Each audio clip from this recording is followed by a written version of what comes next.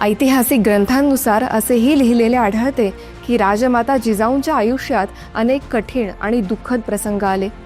त्यांच्या वडिलांचे आणि बंधूंचे निजामाच्या दरबारात झालेल्या हत्येमुळे त्यांना मोठा मानसिक आणि भावनिक धक्का बसला. पती शहाजीराजे भोसले यांचं निधन झाल्यानंतरही त्यांनी स्वतःच्या दुःखावर मात करून पुत्र छत्रपती शिवरायांच्या शिक्षणावर संपूर्ण लक्ष केंद्रित केले. शिवरायांना अफजल खानाच्या हल्ल्यापासून सुरक्षित ठेवणे, पन्हाळा वेढ्यात सिद्दी जोहरच्या दडपशाहीला सामोरे जाणे, सर्व परिस्थिती जिजाऊंसाठी मानसिक चाचणी ठरली. अशा प्रत्येक प्रसंगात त्यांनी केवळ स्वतःचं धैर्य टिकवलं नाही, तर पुढच्या पिढीसाठी, महाराष्ट्राच्या स्वराज्यासाठी आणि छत्रपती शिवरायांसाठी मौल्यवान धडेही दिले.